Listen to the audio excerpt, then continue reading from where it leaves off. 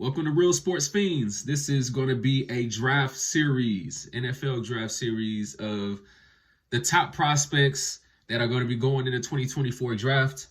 You're going to really like this because, first of all, if you are a sports fiend, you care about the details. You care about who your team is going to be drafting. You care about making that next step in the Super Bowl. Even if you're a Kansas City Chiefs fan with Patrick Mahomes, you already know you're going to the playoffs. You already know it's going to be a likelihood you're going to be going to the AFC Championship game. But you know you're losing maybe a piece or two this year, or you know there's a weakness from last year that you need to get straightened out, and you're going to be relying on this draft. So I really, really hope that you enjoy this series.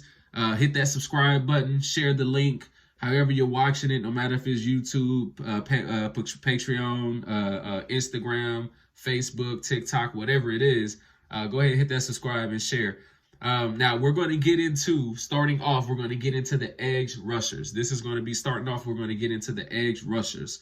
All right, so if you have any team out there, no matter who you root for, getting to that quarterback is always going to be one of the main things you need to do. Pressures is good, but getting the quarterback on the ground is what you need. Because if you go against Patrick Mahomes, if you go against Lamar Jackson, they don't give a damn about you having 12 pressures. They can care less if you have 30 pressures in a game.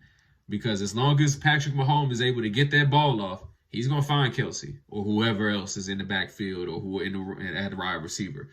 So you got to get quarterbacks on the ground. That is a different kind of talent than getting back there. There's a reason why Dwight Freeney was so great with the Indianapolis Colts back in the day. It's because not only was he getting a lot of pressures, because it seemed like every pass play he was back there so fast, but he was great at getting that quarterback to the ground. We would not remember Robert Freeney if he was not a great sack artist. So edge rushers is where we're going to start. So let's get into it. Let's see who we're going to be talking about. All right, now before we dig into the film, what are we going to be looking for? What am I looking for when it comes to a great edge rusher? All right. What am I looking for when it comes to a great edge rusher? I have some points here that is going to really going to be key to analysis of these players when it comes to edge rushing. First thing I'm looking at is get off. I need to see the get off. What is your burst off the ball? When the ball moves, you should be able to take a screenshot of when that ball moves. As soon as the ball moves, okay, screenshot, pause the screen, and say who's moving off the ball first.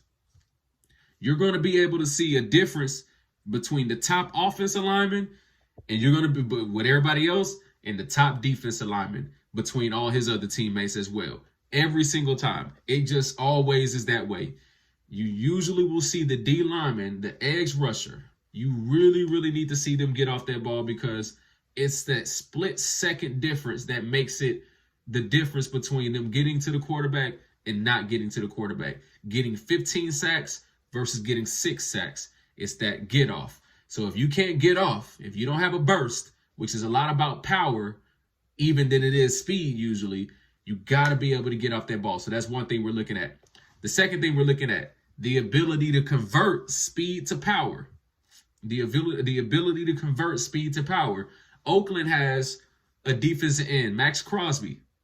I don't know what his 40 time is, but I can just watch football and tell you he's not a very fast defensive end as far as this generation of D ends where you're 6'6", run a 4'5", 4'4". I don't see that kind of speed, but you see him able to get off the ball and convert speed to power.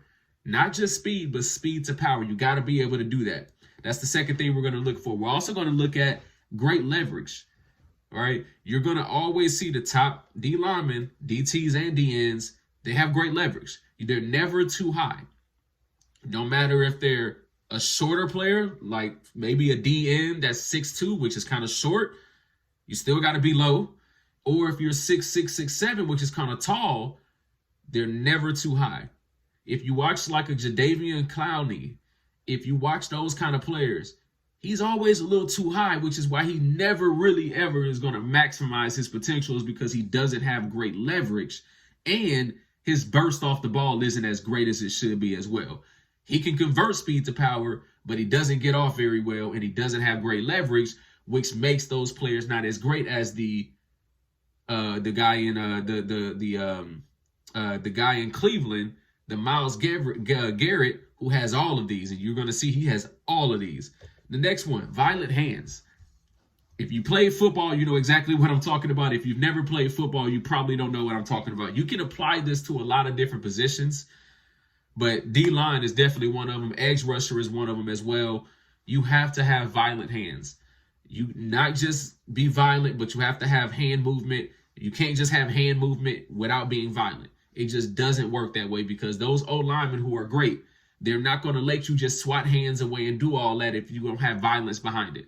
So we're going to be able to see that on film. Believe it or not, you can see on film how violent somebody's hands are.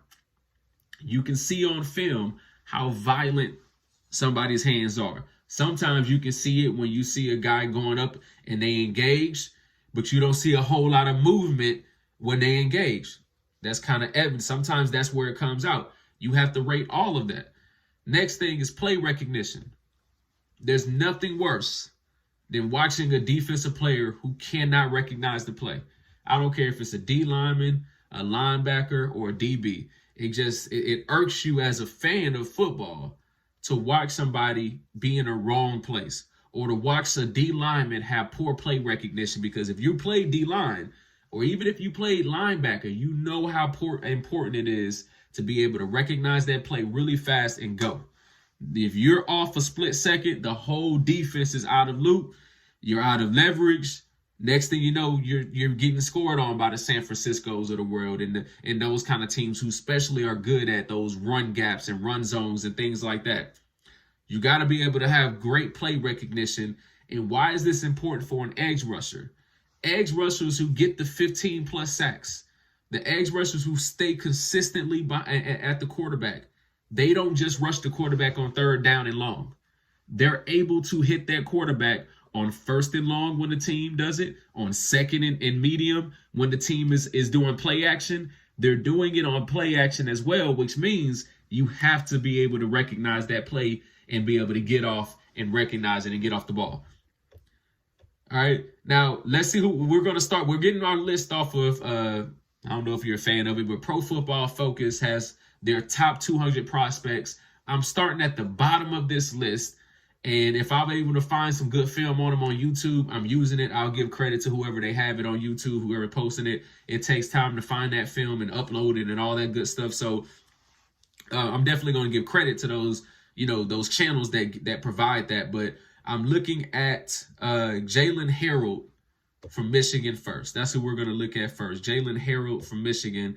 But before we get to them, I found this video. This is from A to Z Sports Film. A lot of different pass rush moves and things like that. Let's just take a look at some examples of what we're going to be looking for when it comes to some of these edge rushers.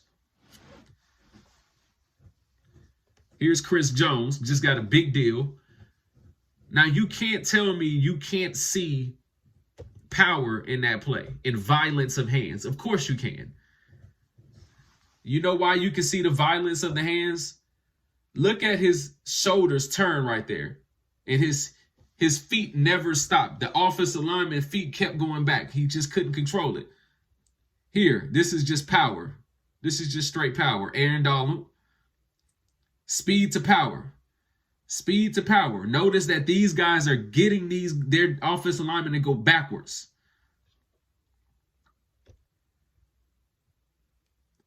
All right, this is the more finesse. This is more finesse. This is some good violent hands. So you got to be able to get those hands. You'll see guys try these moves sometimes, and you'll see the offensive lineman stays with them because they're not really getting their hands off of them. You got to have violence with those hands. I used to like watching OC back in the day. All right, so these are some of the things we're going to be looking at. Let's see if we can find some more power plays here.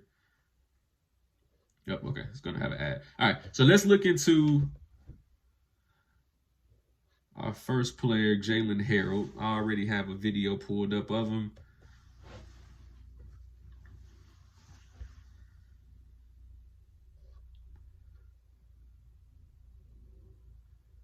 All right. So I like to look at game film. We can see here that we got Jaylen Harrell against Penn State 2023. This is Adrian Cienko. This is his page. And I'm going to stop it and pause it here.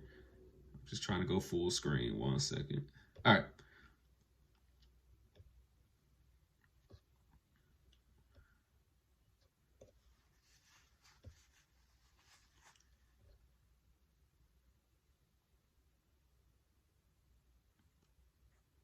Okay, so we have Jaylen Harrell. First thing I see is he's playing off the ball. It was 2 plays in a row early in this game where he's off the ball and he's not even really on the line of scrimmage. They call him an edge rusher. Sometimes these can be outside linebackers who really are used to dropping back more than they're going after the ball. This is his first time going at the ball, at the line of scrimmage. Let's take another look here.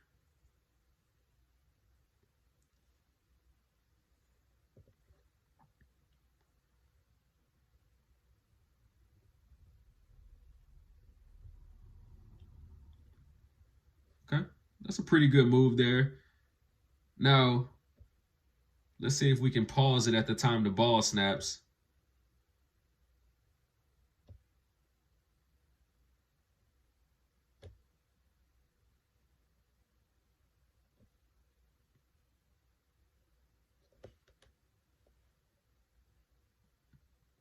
I like how he's on the ball. You know, sometimes you watch these DNs, even in the NFL, and it's like they're off. Even when they're not running a stunt. But even if you're running a stunt, you're giving it away if you're off the ball. So it's good that he crowds the ball. He's not offside, but he crowds the ball.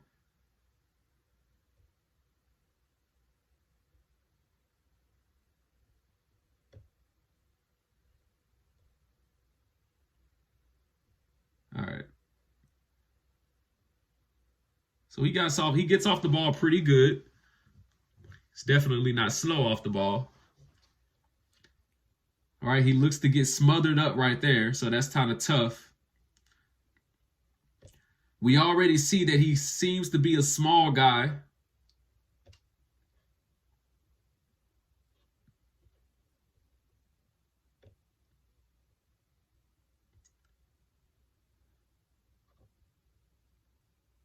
So he tries to go in and out. Even with quickness, he's not able to go in and out of a bigger tackle. The dude gets his hands on him. He kind of gets stuck. So you can kind of see already he's a smaller guy. He's probably going to be more of a speed rusher, but let's see. Right here, he kind of backs off. He's playing more linebacker here.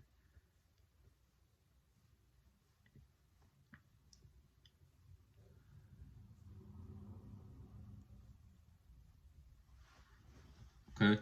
So again, we're looking to see what are his traits. What are his good traits here?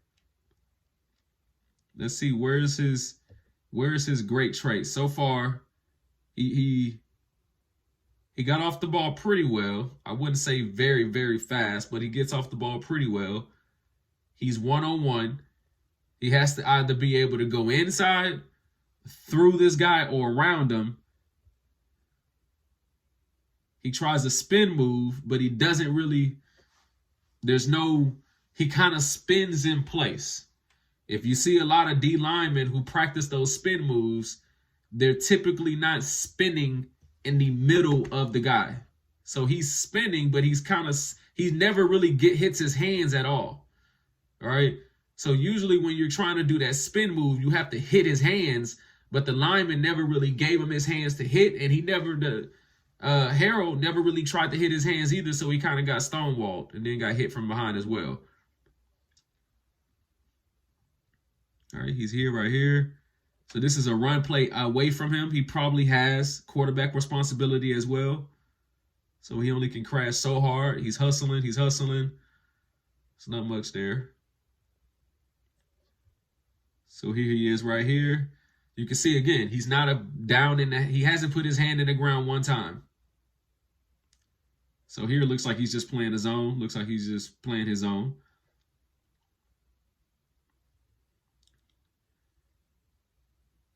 Right. So far, if you're drafting Harrell, if you say I'm gonna have him be my defensive line specialist or something like that, DN pass rusher, I haven't seen that elite skill just yet. They still, of course, is only a few plays. If you say he's going to be my thumper at linebacker, I wouldn't say I've seen a violence of that either.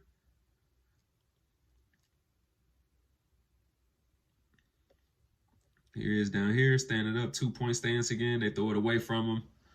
Not much there. Top of the screen here. Okay. So this one is where you kind of depend on how you're being coached on how to do it. You can either, they're running a kind of like a counter towards them. They're pulling guards and looks like 2 linemen towards him. He can either squeeze and make this bounce, or he can kind of hit it from the edge and make it and keep outside leverage and keep it inside. It's kind of how you're coached. Believe it or not, they coach it different ways. The linebacker kind of has to play off of you. The thing here is he interrupting the play, right? Is he impacting the play? Is he showing physicality? Is he hitting the lineman, making him bounce into somebody, doing things like that? Or is he just doing his job? Sometimes just doing your job isn't enough when you can go make that play. So he comes in, he kind of gets hit, decent play. They're replaying it. So look, it's a pretty good play, pretty good stonewall here on the D-line as well. There was really nowhere to go, so him getting up the field was really doing his job on that play. You see him here just fighting with the lineman. There's nothing really there.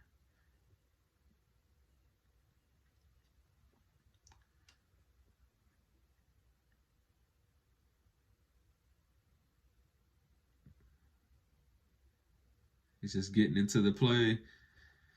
So far, I wouldn't say he's had any impactful plays, which is okay. He wasn't necessarily he wasn't like a top 10 prospect or anything, but he's top 200. He's a guy who can be drafted in the top, 6 or 7 rounds. And maybe somebody's going to have hope for him being a player. Let's see if we can just find any flashes in this game. Penn State is a pretty good opponent. This was second half, end of the half. Michigan is obviously trying to score. This is him down here. This is Harrell. And it's 1st and 10. So the playbook is kind of open because it's 1st and 10. They're in scoring position. They even have a timeout. It's the end of the half. So they're trying to score. They can do anything right here. They can run it. They can pass it. Here's Harrell. It's a pass. Then it's a draw. Could he have made that play? Remember, play recognition is on that list as well. Could he have made that play? Could he have gotten off this guy, recognized it? You can see the quarterback didn't really drop off that much.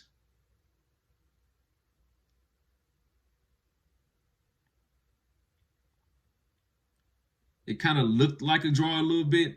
Maybe he couldn't make that play. It's a tough one to make. Here he is at the top.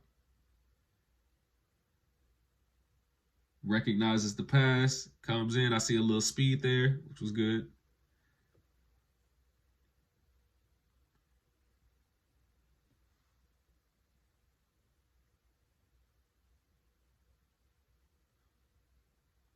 Not able to get off the block. All right, let's just call it what it is. You would prefer your D line, especially a DN, to be able to just shed that and go. All right, but when you're a smaller guy, it looks tough, In all reality, the bigger DNs usually are able to just shed this, recognize it's going inside, and once it kind of goes past you, you can throw that guy off because you really should be able to hit him hard enough right here because he's not coming towards him. This O-lineman is not even coming towards him as like a real off the ball, like coming at you run play. he kind of backs up. So Harrell is hitting him, coming towards him. You should be able to hit him with violent hands, speed the power, violent hands, and get him off balance and just throw him away. But you can see he doesn't really have any violence to him, and he doesn't have any size. So it doesn't really look good. It doesn't look as smooth. Right here, this is a good play. Just staying patient. Doesn't really get blocked. If that was him, I'm trying to think. Was that him? Yeah, that was him.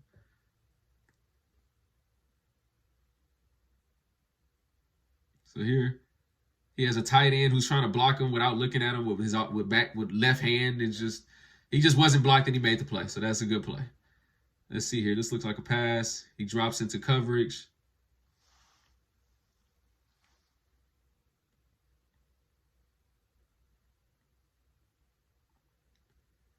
He's just dropping into coverage. Good play recognition starts to come up.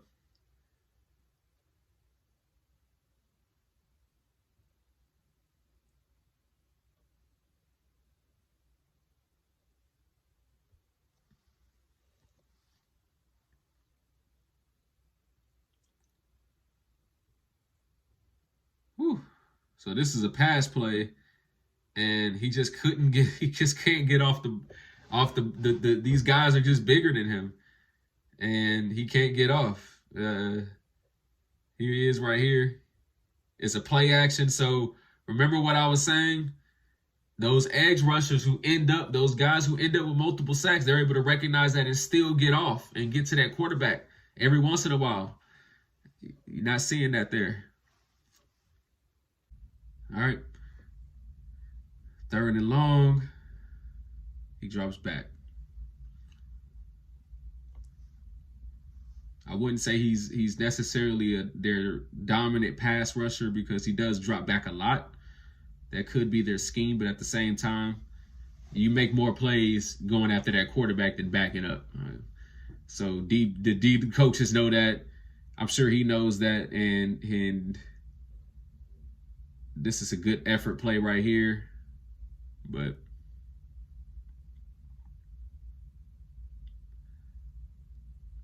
so you see some hesitation, right? When it comes to play recognition, sometimes people players who don't have great play recognition, they get caught in that pause.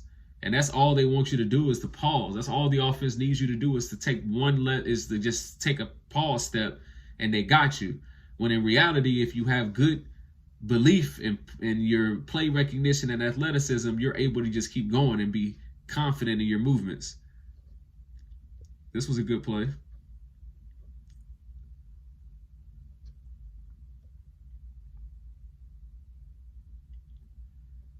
All right. So we got another, looks like a play action.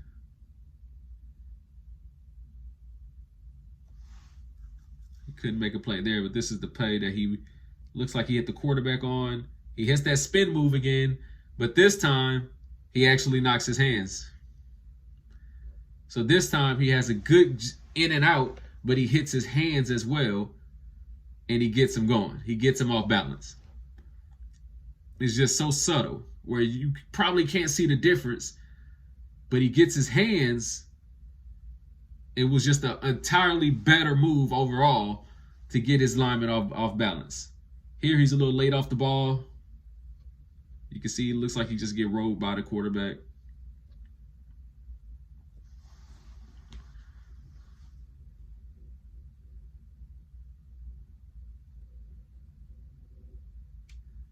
There, he's just trying to rush around him, trying to speed rush, and there's nothing really there. He goes, kind of tries to stutter step, but there's not a whole lot of burst off the ball. There's not a whole lot of speed. There's not a whole lot of much out there, and he's kind of just getting carried off. Here's another one. And he's not, traditionally the right tackle is not the best tackle either. So he's mostly on that right side of that right tackle, but he kind of does do both. Here it's a run play. They try to go right at him, and they find success. They go right at him, and they find success. They pull a lineman his way right after this play.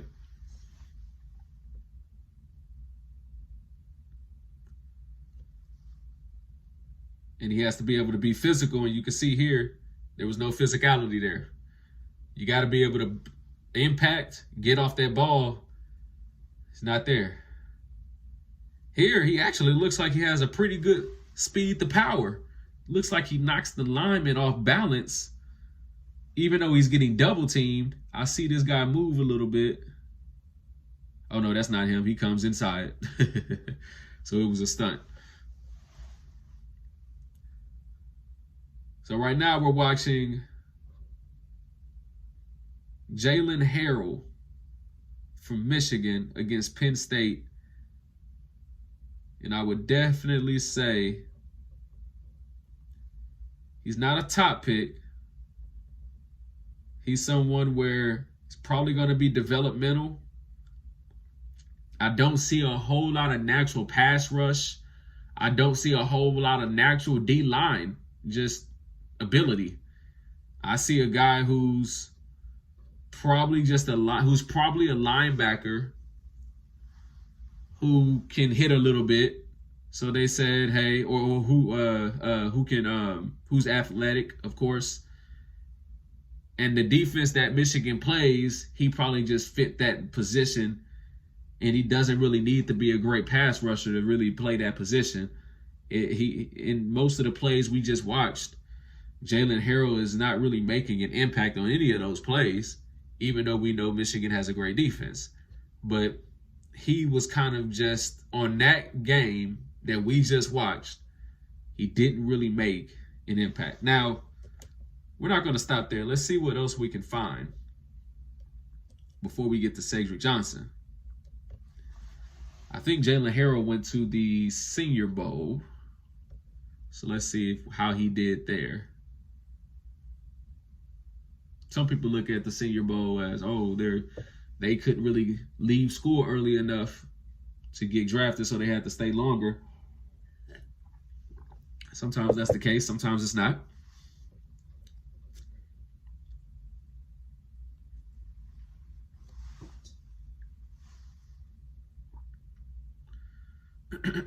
All right. So here's Jaylen Harrell. Of course, he's going to get some of the top players, top seniors. I see violence right there. I see a guy get, whew, that's a good play. That's what you want to see.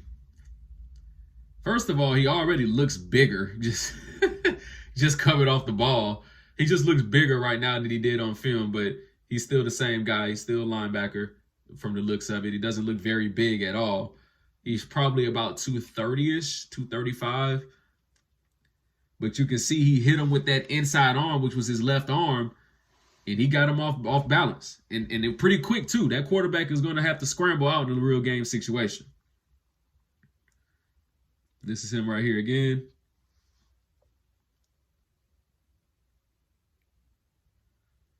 And this video is from Scott Kennedy on YouTube. Appreciate you. Ooh, nice in and out right there. There's the speed. He's showing the speed right there. We can see some get off the ball. Let's go back. So we're going to see him go in and out and actually be able to turn that corner where the lineman had to hold him. And it's subtle. It's a subtle jab inside to get his guy off balance.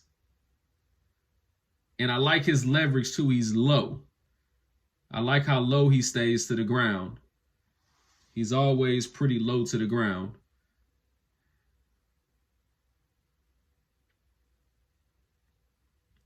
See, you can barely see him when he makes that move because he's so low to the ground.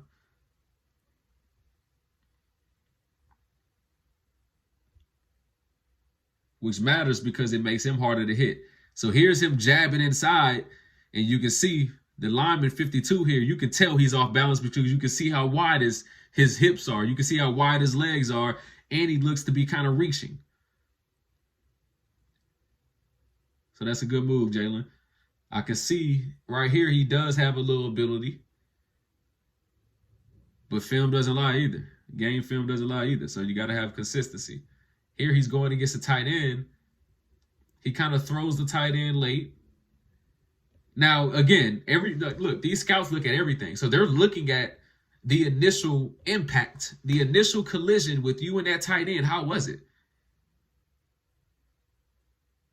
It was pretty like, it was kind of like a standstill. All right. So is he somebody who you would say has great power? No, I wouldn't say he has great power.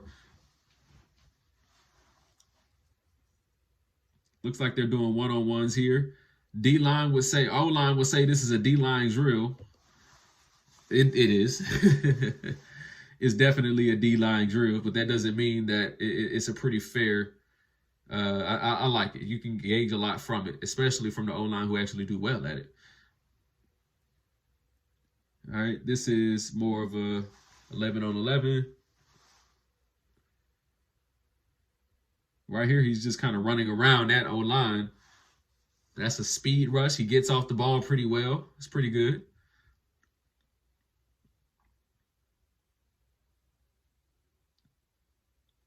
Standing up again.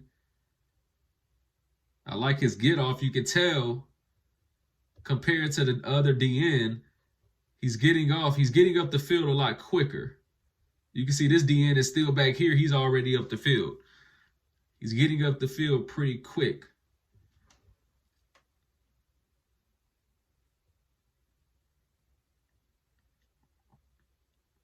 All right, here he is here.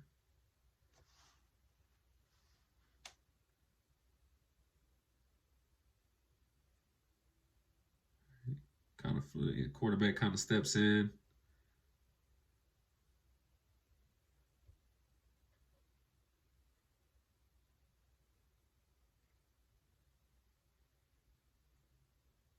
Gets off. Okay, tries to go inside, can't.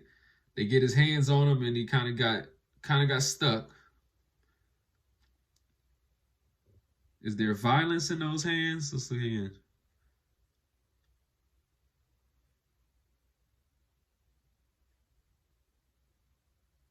Looks like he tried to kind of throw him off, but he couldn't get his hands off of him. Right? You got to be able to get them hands off of you, or you kind of just throw him, or you can throw him all you want to, but if he's still there, then it's kind of it's a win for them essentially. So you got to get those hands off of you. I would say, look, Jaylen Harrell of Michigan, from what we saw him play against Penn State. We saw some reps here at the Senior Bowl. You can definitely see from the Senior Bowl that he's a decent player. He's a decent player. I would say let's look up and see what we can find on his overall stats. Let's look what we can find on his overall stats. I would not be surprised if he's more of a 5-6 sack guy. You know, a sack every other game when it comes to in college. That doesn't necessarily mean he's going to end up with 5 or 6 sacks as a rookie. I would probably imagine he's probably not going to get much playing time as a rookie. May not get on the field much.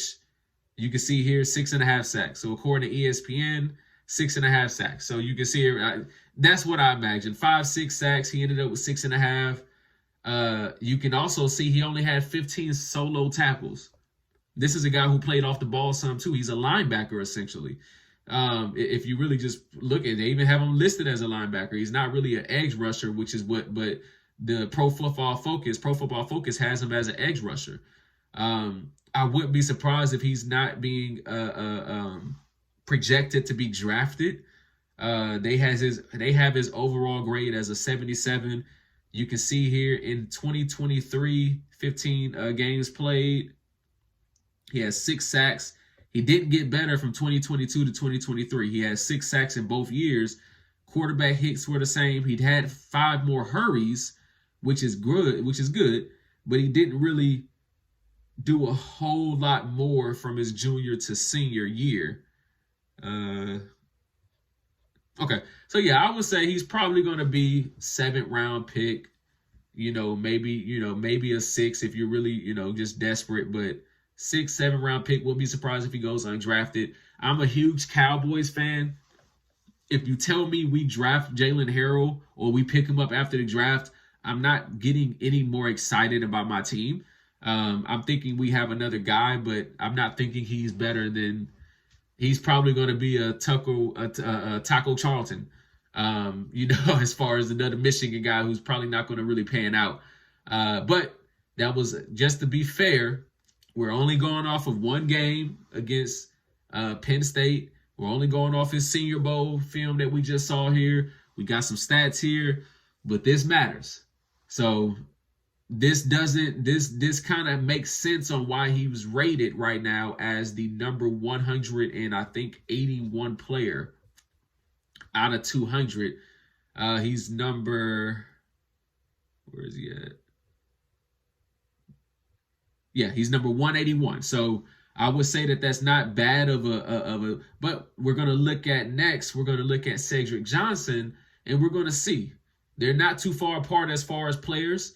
That doesn't mean they won't be drafted far apart. One guy may go in the 4th round. The other guy may not even get drafted. So this doesn't really tell you a whole lot when it comes to how good these players are. But we have one guy rated at 144, the other at 181. I'm going to be interested to see how different Cedric Johnson looks from Jaylen Harrell. Stay tuned. Real Sports Fiends.